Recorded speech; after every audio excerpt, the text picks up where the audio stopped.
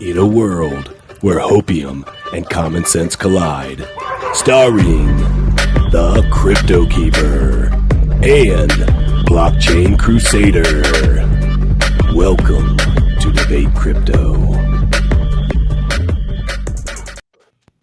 Question everything. Trust nothing. It's your boys, Keeper and Crusader, and we are here for a Saturday Night Live. We got J-Chains and Crypto Blood in the house. What is up, gentlemen? How we doing? Chilling, man. Chilling.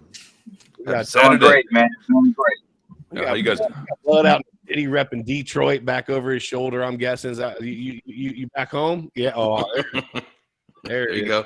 And J-Chains is working with his apes in the background, and on his hat, he's letting people know what time it is. He's like, I got that big NFT money, baby.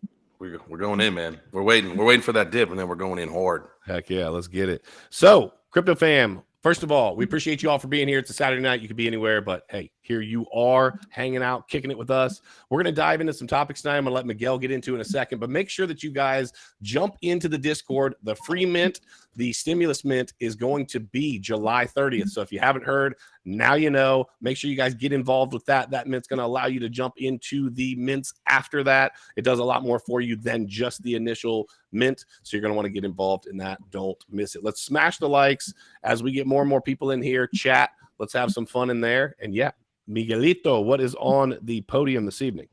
Okay, well, so tonight we've got Canada. Massive outage going on over there, right? Supposedly they're starting to recover today already, but big outage nonetheless. We're talking about 911 calls couldn't go through, banking, internet, all kinds of things were out. Then we've also got Peter Schiff kind of taking a shit when his bank got closed down. So we're going to be talking about that, and we're going to be talking about how crypto could be a solution to all these problems, or is crypto also headed to these problems nonetheless down the future with regulations coming up. So that's what we're going to be hitting tonight, man. I sure hope so. My portfolio sure hopes so. I think everybody in this room sure hopes that it is definitely a solution as we move forward. Real quick, before we dive into the topics, I just want to hit the markets real quick. Let's take a peek real quick. All right, so the global crypto market cap, let me update this, is at $957.62 billion with the B dollars, down 0.19%. We got Bitcoin hanging tough at 21,597, ETH at 1215. Those are both doing just about nothing, down 1%, 1.5%, 2%. BNB at 243, XRP up. Look at that, Miguel. XRP with green in front of it, up almost 9%. Don't get used to it. At 34 cents. Cardano. I know we've got a Cardano fan in here and a not Cardano fan in here. Isn't that right? J-Chains, you like Cardano, and Blood, you're not a Cardano fan, right? I have some Cardano, but I wouldn't call myself a fan. Well, I know DZ is for sure. Oh, those guys are like fanboys. Like they are fanboys for sure. Yeah, I don't like XRP or Cardano, but XRP left. Hey, I actually have a hate for XRP. Oh, boy. Maybe I brought you on for the wrong topic tonight. Yeah, man, you never know. You better be ready for Crypto Blood. We'll keep it open for you. Don't worry. We'll bring you back for it. And then we got the number 9 to 10 slot at Solana and Dogecoin. So that's the markets, guys. Nothing much really going on. All right, let's dive into this. So first of all, before I jump into any of the articles, gentlemen, J-Chains, Blood, Crusader, have we heard anything at all as it relates to this stuff that's going on up in Canada? Any like kind of like little tidbits or little birdie whispering in your ear? Anything that you want to throw out there before I dive into one of the articles? Something that you've been hearing? I know I have. I've been hearing some stuff. They blame the whole situation on a malfunction on one of their routers on a maintenance upgrade. That's a big mistake to knock down 911 calls and banking systems and all kinds of internet connections. People were piling up inside of cafes just to be able to stay connected to the internet. So I think that they're covering up something. I think that sounds a little fishy to me. Yeah, so no doubt. Let me pull this up real quick. I'll pull it up and we will get this. Where did it go? Sorry about that, guys. I think they're priming people, man. I think they're priming people, testing them, see what kind of reactions they will have when things do go out. No doubt. It says massive network outage in Canada hits homes, ATMs, and 911 emergency lines. A major outage of mobile and internet networks caused widespread disruptions across Canada on Friday, affecting banks, police emergency lines, and customers in the second outage to hit one of the country's biggest telecom providers in 15 months. Customers gathered at coffee shops and public libraries to access alternate networks, while financial institutions reported problems with everything from automated machines to cashless payment systems. Rogers Communication said its technical teams were working to restore services as quickly as possible. The outage is likely to add to concerns about competition in the industry that is dominated by Rogers. We scroll down. The company, which has about 10 million wireless subscribers and 2.25 million retail internet subscribers, is the leading service provider in Ontario, and along with BCE and TELUS, controls 90%. That's right, 90% of the market share in Canada. So it says today's outage illustrates the need for more independent competition that will drive more network investment, so outages are far less likely, said Anthony Lacavera, managing director of Globe Alive, an investment firm that had a bid for a wireless provider involved in the Globers Rogers Shaw deal. Okay. That's a fancy way of saying they need more decentralization. Yeah, for fact, no doubt. So let me start off with you, Jay Chains. You hear, as we look around the world right now, there's a lot of question marks. People are questioning their everyday lives as to what's happening. Do I trust my government? Do I not? Can I own this? Can I say that? Can I do this? And now it's 2022. We're talking about having a telecommunications provider just flat out go out, to the extent of just the banking institutions going down, but 911 calls. Is this does this feel kosher to you, or do you feel that there might be a little something else going on here? Listen, man, like I think everybody, like, like what you say when you start your show, like, question everything, or what your tagline is, right? Like, you have to at this point. Like, I mean, you're seeing all sorts of things all over the globe, whether it's the food manufacturing plants here in the United States, like, and maybe it is exponentially more than it normally is, or not, who knows what it is, but it's in the public now, which it's not so normally in the past. So, like, we're hearing more about this, and we're starting to say, like, hey, listen, maybe we do have to start questioning what's happening. Like, okay, so there's the the supply chain shortages, but if you look at, like, I think ports and all that kind of stuff, there are boats and all sorts of shit that's totally filled with goods, and I things aren't being delivered. I've seen vehicle manufacturing plants where there's just rows and rows and rows and rows of trucks that I tried to buy a truck and I couldn't get in. So I think that a lot of these shortages and all this what's going on in the Netherlands, right, and with all the Dutch farmers, like, this stuff is being controlled for a reason, and we have to, like, trust our instinct and say, like, hey, listen, like, I think some people are doing some fancy stuff behind our back. We should be paying attention a little bit more. And I think that we've got social media, which helps us out. I mean, would you agree with that it makes us more aware of, like, what's happening, and maybe it's hard to get away with stuff now, I would hope. Yeah, no, I totally agree with that. I think that's a really good point about social media too, because that's been probably one of the bigger things that has happened in terms of the last maybe 20 years or so. When social media came out, now all of a sudden people actually do have a voice, which is part of what I think scares some of these government entities. And I think that's what they're saying. Wait a minute, like, we got to capiche, we got to cut some of this. You know what I mean? It's too much. And you're seeing people silence too.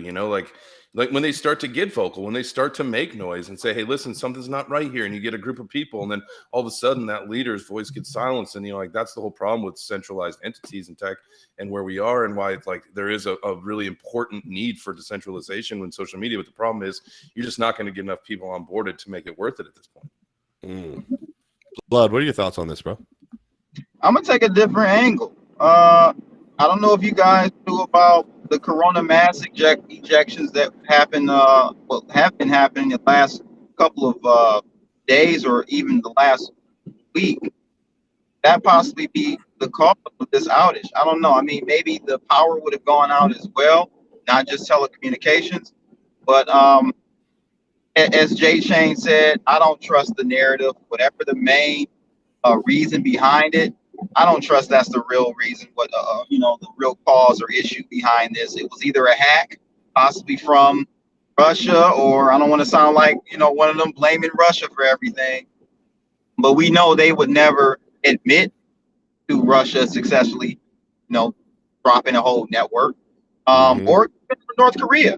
We know they are heavily involved in hacking, and really possibly a bigger hacking network or group or entity than even Russia. So definitely not what they're telling us. We know not to ever believe what the headline is. But but it does show that why the hell is there one central point of failure? Yeah, no doubt. That's a problem to me, to everyone in Canada. So it's disturbing, it definitely is disturbing. But, just to be fully transparent and having people think outside the box, this is why it's important to have physical cash. I know we're crypto, right? But 95% of cash or money, fiat money, is digital too. So when you live in a digital fiat world, you need to have some physical fiat in your safe, along with that AR-15 and some bullets. Bullets, Amen. beans, and bourbon, right? Bullets, beans, and bourbon. I like Triple it. I B, like baby. it. No, I couldn't agree more. Miguel, what's going on in your crazy brain right now? Yeah, dude. I mean, I completely agree with Crypto Blue. Right? There's a huge point of centralization that points to crypto being somewhat of a solution because we have a little bit more decentralization going on there. We cannot trust any of the mainstream media narratives. This whole thing about it just being a router malfunction, yada yada, from maintenance. That's a whole lot of BS. That's just a little spiel that they give to the normies to believe that was the whole cause of it, right? Like Blood said, they would never admit if it was Russia, China, or whatever other country out there doing something like this and knock down a network. I also don't believe. Wouldn't be surprised if it's within themselves, right? They're knocking down the networks. They're trying to test people's reactions to see how they would react to a moment where they have no connection, they have no internet. What are they going to do? Where are they going to go? Where are the first, social medias? Who are the first people to say something? And, just get a reaction of people, see how far they can push it before things get really bad, right? They had it for a little bit over 24 hours. Maybe next time is a few more days. So, and, they see how far they can push things. So I definitely think something like that would not be out of the cards at all, man. That's really interesting that you mentioned that, like social experiments, right? Like throughout time, like governments have done social experiments on people to like test preparedness and readiness and all this stuff just to see what reactions are. Well, a lot of the social media stuff is new. So like they haven't had time to do that. Now that, there's this many users on social platforms and all that, like, let's pull some tests and see what happens. Like, let's see how fast word gets out about something. That's really interesting. That's conspiracy theory stuff, dude. I'm for it. Yeah, 100%. and I don't even think that the wild thing is we've been programmed that this word, the conspiracy theory, like when you say that, I don't care who you are, that word, right? It kind of checks a little spot and it makes you think like, oh, something crazy, right? Something nuts. Yeah, but wild idea. Keeper, we've got conspiracy theory and we got conspiracy fact. 100%. Yeah. Conspiracy is conspiracy fact. Let's just keep that clear. That's right. The conspiracy theorists are batting about 800 right now. You are correct. I'm trying to tell you. I totally agree. Yeah, man. And for the people that don't know, the word conspiracy was created by, I think it was either the FBI or the CIA, to literally create that negative connotation of going against the narrative and pushing people away from the, oh, you're a conspiracy theorist, right? Oh, that person loses all credibility if they're labeled that way. So that just shows you the programming right there.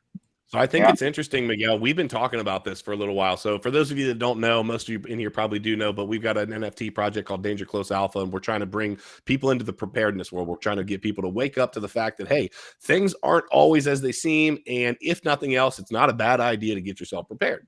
And so Miguel and I have been talking about how, hey, we believe that if they were to cut a lot of people talk about like a grid down situation. And part of what we've talked about is, okay, let's talk through that.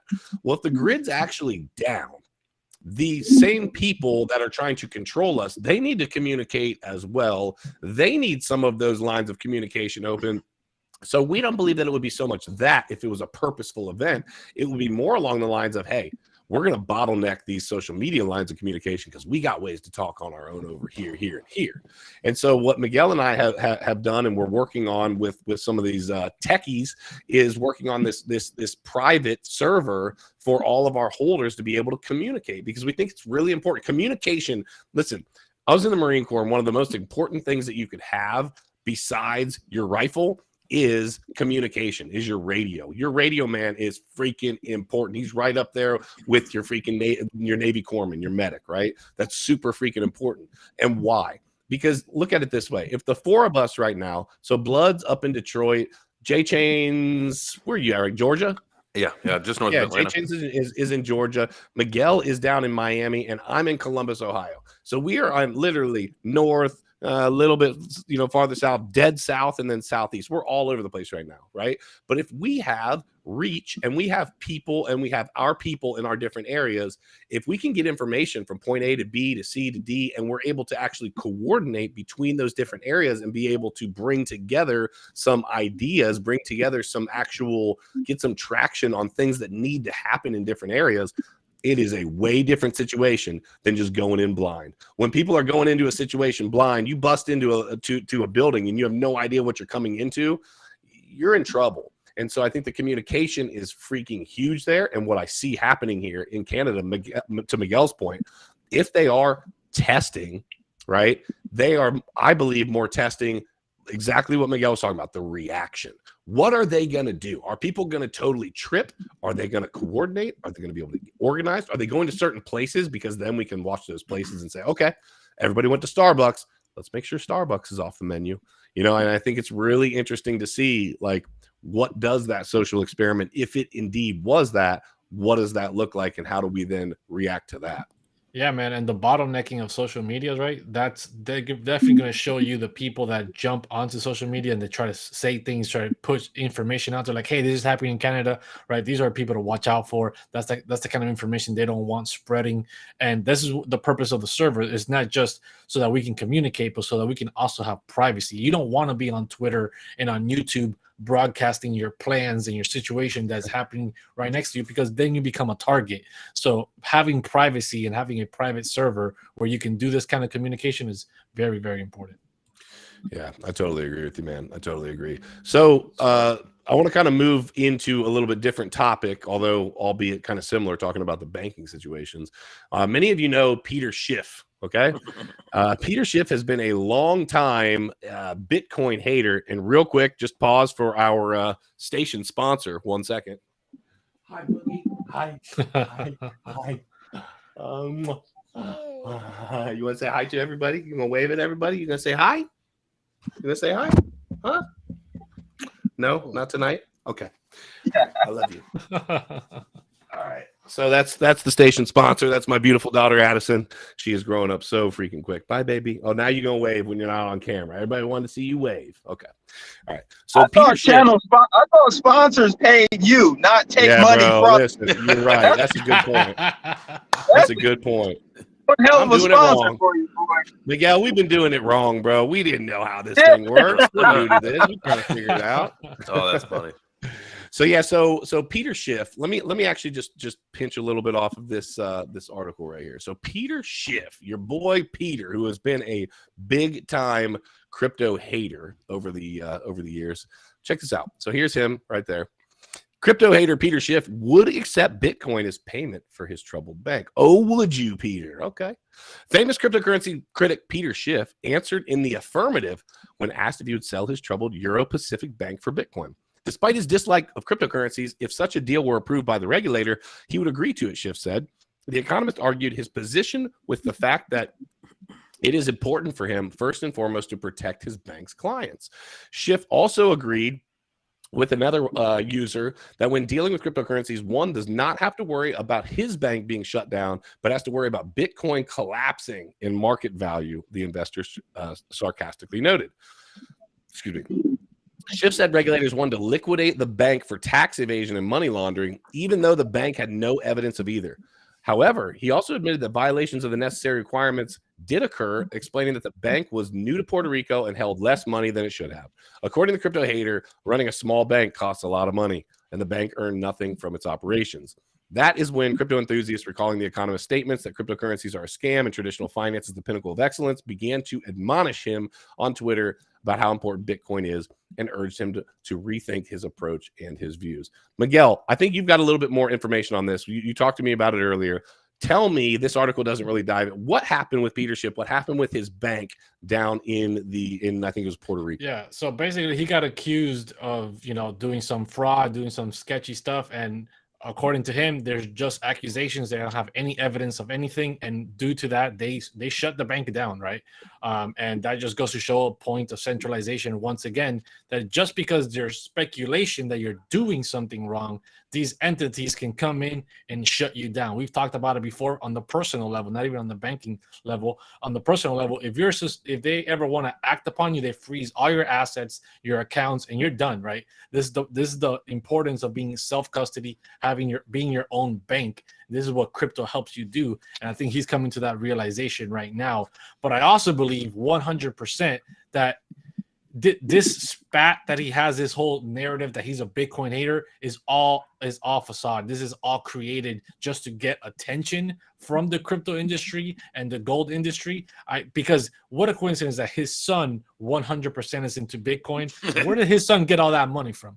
Good old daddy, right? So yeah. And he's all into Bitcoin. They have these like little back and forth tweets. It's just a marketing tactic for him. I honestly don't believe he's a Bitcoin hater. He's been accepting Bitcoin for gold for quite a bit of time already. So on his he's website. not new. Yeah, on his website, exactly. Yeah, so he's not like, new to Bitcoin. I think it's all fake news, bro. No, man, I think it's that, it's like that almost a coordinated FUD style thing. And like you said, it's a marketing tactic. That's all that it is, because that he's into it. I actually was just watching, with everything that's happening in crypto, you're paying attention to stuff, watching old videos. So I was actually watching it was an interview between Alex Mashinsky and Peter Schiff. And there was like this moderator lady, and he was just being such a dick about Bitcoin. And all this stuff, but again, just like, yes, I think that's all the front, right? Like that's just kind of the whole look of it, but really behind the scenes, like he's sitting on a stack of Bitcoin. That he is.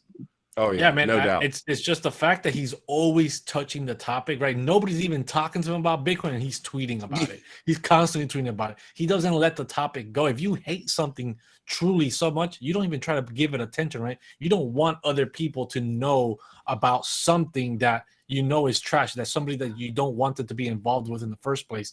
But giving it that highlight all the time, it's just a marketing tactic, man. Real quick, just before Blood, I have you weigh in on this. Kenton, thank you very much for the super chat. Kenton putting out a super chat, says in support of the channel sponsor. And now that Blood, pointed that out to me, we're going to need lots of super chats, guys, because you're right. The sponsor is really eating in, draining the bank of funds. So, no, so Blood, you know much about Peter Schiff? Kind of how he's been over the years. I'm sure you do, just because you've been in Bitcoin so long. What are your thoughts on this man and what he's got going on?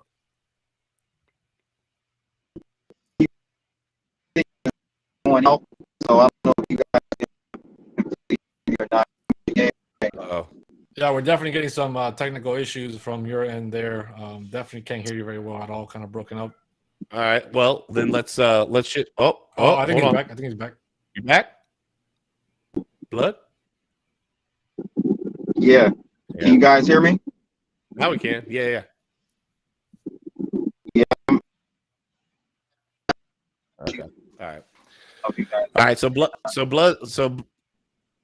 Blood's having some issue. Let me, Miguel, you want me to pull him off for a second? Pull him off, and then he can, yeah. Then he can come back in. All right. Sorry about that, folks. So let me weigh in on Peter Schiff here and why this even matters. Part of the reason this matters, I think, in right now is because of the fact that we're in a bear market, and people are probably wondering, well, what does that have to do with it? Anything? I think it has to do with a lot, right?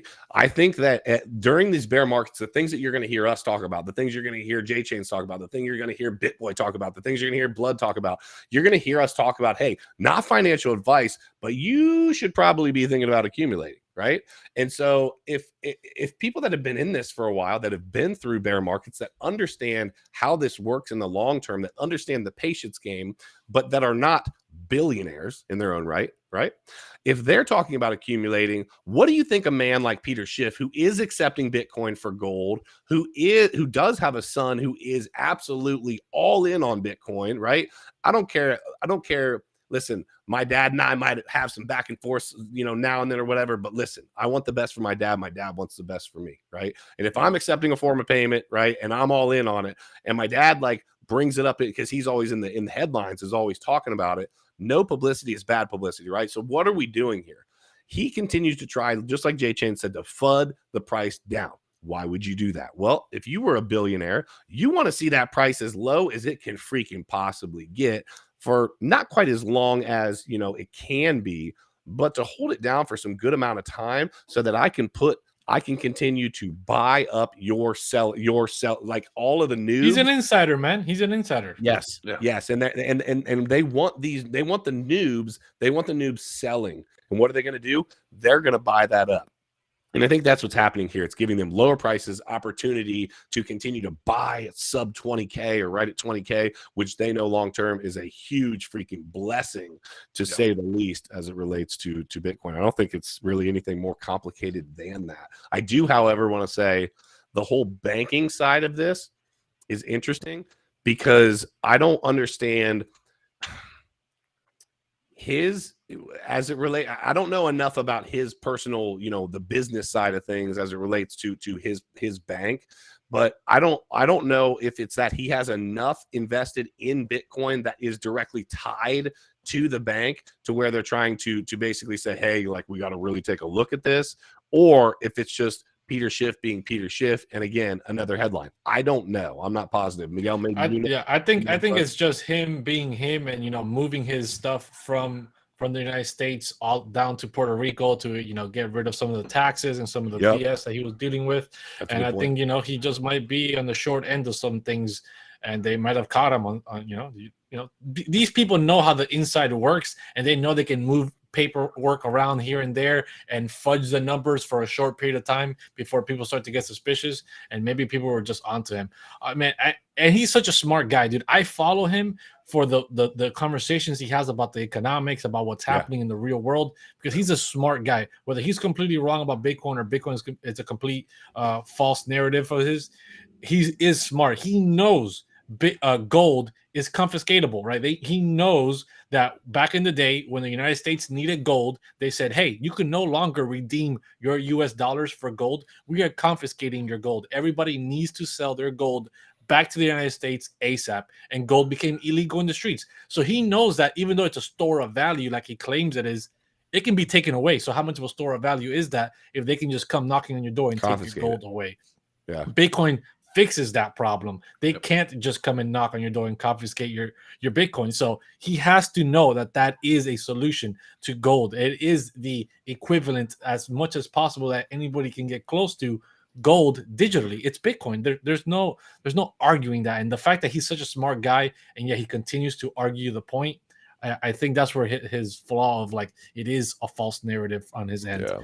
It has to be, but you have to remember. So, like, he's an investor, right? And the newest strategy that I'm just going to live by forever, I think, at some point, like, this is, everybody should probably think about this, is that you buy when people are fearful and you sell when people are greedy. If you follow that, you can't lose. And if you're an investor, like, that's what you do, and like, you understand that principle. So he's got to understand that. And I think with the coordinated, and like, maybe at this point we just call it coordinated FUD, right? Like, that's like his persona, and that's what he does, because he understands that, like, yeah, if he can get it to drop a couple percent, because he's he's a gold guy, but he got like a lot of money in the stock market too. So like, and he's a headlines guy. So and so like, those guys are cool with like 3%, 5% in the stock market's like, oh shit, I'm having a pretty good day. So like they're okay. Like if Bitcoin moves a little bit, like, hey, that's 2%, 3% cheaper than.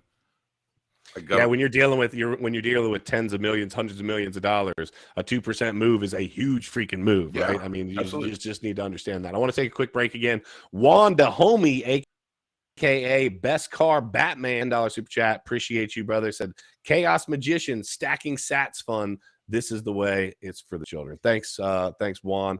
Appreciate you, brother. So let's bring this home. Let's bring this around. We also saw, and I didn't have this listed earlier, but when we talked about this, but I want to bring this up, Miguel. We also saw, so we see stuff happening up in Canada now, stuff down in Puerto Rico. Let's talk about the homeland, if you will, right here in the good old US of A. We have your boy Joseph Biden giving millions of barrels of oil, selling millions of barrels of oil to the CCP. To what ultimately is a company that is owned by the CCP. Elaborate that for the people, because they don't know what CCP is. So that's the Chinese Communist Party, right? And so there was, and correct me if I'm wrong, The company that he, and I saw this earlier and I was like, you've got to be kidding me. The His company son. that he basically, so we are in turmoil. If you Dude. haven't filled up at the freaking tank recently, you know, if you haven't, then you don't know, but you probably know gas prices are absolutely insane. Right. And so we have a reserve that is for emergencies. That is what it is for. It is for security of our nation and emergencies, right? For the military, for if heaven forbid we needed some sort of financial like bailout, like oil is always going to provide as a way to do whatever the case may be. We turned around and made a decision to sell millions of barrels of oil of our own freaking oil strategic from our reserves. Yep. our strategic reserves to fucking China. Sorry about my mouth. What are we doing here? And not just anybody in China, but the company that Hunter Biden, Joe Biden's son, has a stake in, right? We already had the big stake. We already had the whole dilemma with his laptop going missing, right? We've seen emails and calls of him saying, "Hey, don't worry, everything's taken care of. We spun the story left and right. Don't forget about the crack pipe photos. Oh my god, dude! All kinds of stuff. Has firearms when he's not supposed to. All kinds of craziness, right? In the emails, hey, make sure that the big guy knows that this. Who's the big guy? The old man, Joe Biden. Dude, the level of craziness. So we spoke about this in a Twitter space a couple of nights ago. It's crazy that in the 90s you can get impeached for a blowjob in the White House. Right, but selling strategic reserves of your oil during a moment with highest inflation, with the highest gas prices ever, to the communist China is not an impeachable offense. That's an okay thing, right? And the greatest thing was I had this argument earlier with a friend, and they clarified me. They were like, "Dude, he didn't get impeached for the blowjob. He got impeached for lying about the blowjob in court. So it wasn't even the actual act. It was the lie." The fact that he lied about it under oath was what he got. There's never been any lies told under President Joe Biden. None. And we got this guy over here selling strategic oil reserves, man. Blood, you back, brother? Yeah, I'm back, bro. Listen, we dove into a little bit of the oil reserves being sold to China, right? If you didn't hear what we were just getting into, what I'm trying to bring home here is we have chaos happening all over the place. Now we're coming back into the good old US of A. It's happening obviously here as well. When you hear a story like this in particular, what are we doing? What are we doing, Blood? Selling strategic oil reserves? What are we doing? To China? Yeah, we've been fully compromised here in the United States. I'm going to be honest with you. I don't know if it's China. I think it's some of it China. I would say 95% of the compromising has been China. They've infiltrated our our corporate world, Wall Street, even our government. We've been bought. So real estate too. Real estate. They're buying up thousands or millions of acres worth of land. Yeah, real estate is an interesting one as well, because if you look at how the tax laws are structured for Chinese entities and residents, they're able to buy real estate over here tax free. Now, who the hell, why are we doing this? They don't have to ever pay taxes on any capital gains from stocks that they purchase from our stock markets. They don't pay any capital gains on that. They don't pay any taxes on real estate they own. It's just crazy, bro. Is this because it's because we owe them so much money and we can't pay them, right? So do we have to just give them shit?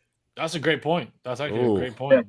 So we're beholden. So what you're suggesting is we're beholden to them. Oh, we definitely are, I think. Yeah, but I'm not trying to pick sides or play Republican, Democrat, but our previous president was starting to become play hardball with China.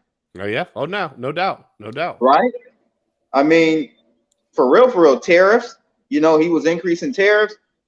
Maybe not all the policies were the greatest, but it was an effort it was a move in the right direction. We've been going in the wrong direction since, 2000, 95, back in the early 2000s and late 90s. I think that we were going in the right direction, but they quickly they meaning, other people in our country, right? Both on the Republican and Democrat side, they both are in bed with China and other countries. Mm-hmm. Orange Man, I don't even want to say his name. Orange Man comes in, and you got to remember, Orange Man ran independent first go around. So he's really probably not a Republican. He damn sure ain't a Democrat. So I think that was our best chance at course correcting for America. No. I'm with you, Blood. But one of the things I do want to say, and we talk about this a lot on here, and it needs to be brought up now, is that when we get into the Democrat Republican thing, the two-party system, right? What it does is exactly what social media does as well. A lot of times, it divides. We keep talking. You probably get so irritated with me talking about this, but I can't stress it enough. There's so much division. It's like, hey, draw a line in the sand, step on your side, and then let's fight, right? Well, that's not what this needs to be. This needs to be, hey, we as an American people should stand up and be able to come to some sort of an understanding that we don't have to all believe exactly the same, but we can stand for fundamental freedoms and rights that we right now, as I see it, are not doing. What were you about to say, Jay Chance? No, I mean, I agree with you, and kind of the whole thing, and I know it's controversial too, but it's like, the fact that I think, if you're thinking about it on I don't want to say conspiracy theory, like whatever we want to use to say these things, you've got the issue of abortion, right? That divided the country. You've got the issue of the vaccine and COVID divided the country. They keep, in my opinion, I think we've gone through enough of this lately. And, we spoke about the social experiments and all that stuff. Like they keep putting us through this shit. Like Black Lives Matter, division, racism. Like I get it. Like that shit'll go away. Like there really probably aren't that many racist people, but we keep highlighting it. Like just fucking let it go away, please. Sorry to swear. We just let it go away. Same thing. And I said this the other day on a live stream, and this is a little different, but women in Web3, just put them in fucking CEOs, just put them in a position of power. We don't have to keep saying women in Web3, just make it happen. If we don't have to highlight all these points, it's the Democrats, we got a female, vice president. Well, I thought you didn't care about genders, first of all, but if we do care about it, great. Let's just move forward. Right. Yep. I'm with it, bro. Yeah. I'm totally with it. We create the division. We extrapolate on first world problems, bro. You got no problems to complain about, so you got to make some shit up. It has to be, right? It kind of has to be that way. At the end of the day, guys, you already know what we're about. Question everything, trust nothing. We want you, when you hear the news or when you read something that you say, hey, wait a minute, let me critically think here. That's one of the things that we talk about with Danger Close Alpha. It's so many people are just willing to accept, just see information, accept, do as told. Well, it shouldn't be like that. You should be able to think for yourself, right? And come to your own conclusion. Me, Jay Chains, Blood, and Crusader should be able to sit down at a dinner table, have a discussion, have 4 different opinions on the same exact topic, not have a fist fight about it, not hate each other, not cuss each other out, and basically be able to look at, okay, I could see, that, or nah, you know what? I don't agree with that at all. And let me tell you why. And then boom. Okay, yeah, I can see why you don't, and have the conversation. That's not where we're at today. So my question to the 4 of you before we finish the stream tonight is, how are we going to get to the point where we can have those conversations, to where we can literally sit down, have a conversation, not agree on it whatsoever, and actually come to the point where we can say, hey, you know what?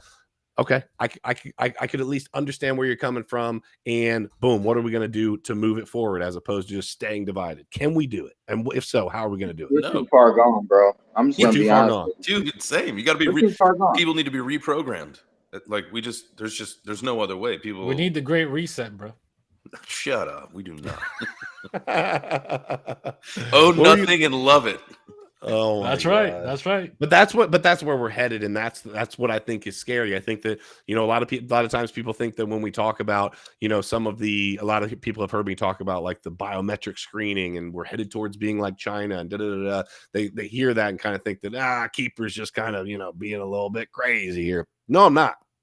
I'm just throwing out there that there are things happening right under your nose that could be detrimental to the way that our future, to the way that our kids are raised. And so we need to be able to do something about it. We talk about it a lot recently on the family level, and that's where it starts. So Blood, J-Chains Crusader, myself, we've all got families.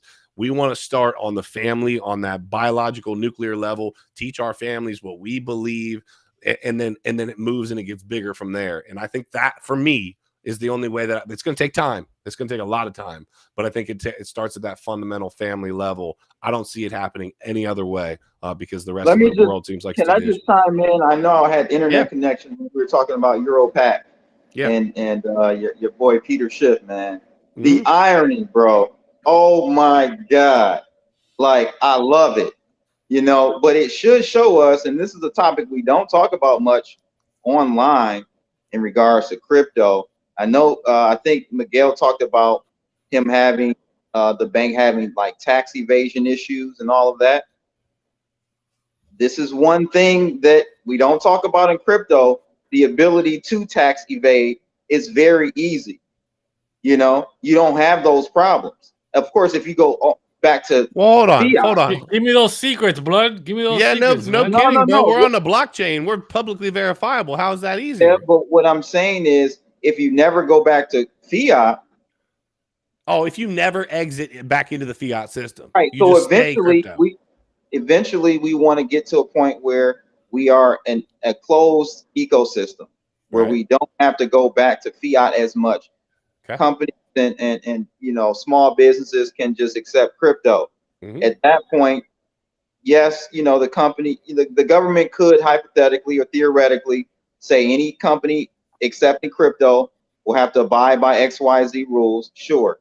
But I feel like crypto is closer to physical cash, but in a digital form, if that makes sense. It really is. It's closer to physical cash, where I can exchange something with Keeper on a one-on-one basis, and they wouldn't be able to tax us on that. So peer-to-peer transaction in taxation is going to be damn near impossible. So I'm just saying that all that to say, Peter Schiff is always talking about crypto is this, Bitcoin is this, and Bitcoin is not this. But the very reason he's being, kind of shut down, or one of the main reasons, was tax evasion and some other things. I think there were some banking requirements that he wasn't upholding to, like Basel. You have to, as a bank, you have to adhere to Basel rules, right? Minimum holdings requirements. Right, minimum requirements and all that stuff. Hey man, come on over to crypto. Come on over to Death Row, Peter Schiff. You don't want the FBI all in your videos, all in your accounting. Come to crypto. Yeah, he does. He does. I think he knows that. I just think that I think that his pride and ego probably are going to be something that might stop him from just I'm actually a Peter Schiff fan. I've been following Peter Schiff since 2011 or 10. Yeah, very smart guy. Dude, he's incredibly intelligent. And we talked about that. One thing though, that Bitcoin thing where he keeps denying it and keeps, falsely putting, information out there about Bitcoin and stuff, is the only thing I have a problem with. Everything else, he is, in my book, he is Gucci on. Yeah, well, we think that maybe he does. I mean, like the whole story about his kidney and all that. Like maybe he does that just for the sake to get it cheaper than that's like his fun little joke. I don't know, man. Little marketing tactic. He seems pretty gung ho on it. I mean, if he is, he's a good actor. So I think that's. I mean, you can't accept it for like services and all that shit, and like actually hate it. Like that wouldn't. It would be you'd be an actual hypocrite. Like it's got to be a shtick. It has to be. Yeah. Just like JP Morgan, right? Talks a lot of bull. He said, Bitcoin, but he's been accepting Bitcoin for quite some time. Years. Like years. I'm talking like 2000. I want to say 14, 15. Like OG shit. Really. But his whole thing is, that's just my service, my merchant or payment provider allows us to accept it, and we convert it immediately into fiat. So I don't know, man. It's just it's crazy. I love it, honestly. Yeah. It is interesting seeing somebody that's been so gung-ho one direction now feeling a little bit of pain, and the answer is in the thing that he's been so gung-ho against. I joked on Twitter when I saw it. I said, "Oh, you've been holding crypto all along. You know how everybody else is folding Voyager, Celsius. Kind of ironic you fold around the same time that they do." No doubt, no doubt. Crypto fam, we appreciate you guys. J-Chains, Blood, appreciate you for coming on this evening, Saturday night. You guys, just along with everybody in the chat, could be anywhere, but you're here, so we appreciate you coming on. Crypto fam, July 30th. Don't miss the free mint. Listen, gas fees right now, if you didn't know, the GUE right now is low, like super low. So let's assume that's going to stay there for a couple weeks. Plus, my boy Miguelito over here has got an optimized contract. So these gas prices are going to be absolutely low. So make sure that you guys are checking that out. Get into the Discord. Don't miss that. And then we got Blood and J-Chains, Meta Money up underneath the video. Make sure that you guys are following them. If you're not following them already, I don't know what you're doing in the crypto space anyway. You're lost. You need to get yourself back on track. I'll be on Meta Money next week. Yes, yeah, let's go. Let's go. Yeah, we're gonna be sitting down with Meta Money next week as well. So you already know we're excited about that. So make sure that you guys are doing all of that. Smash the likes before you leave here.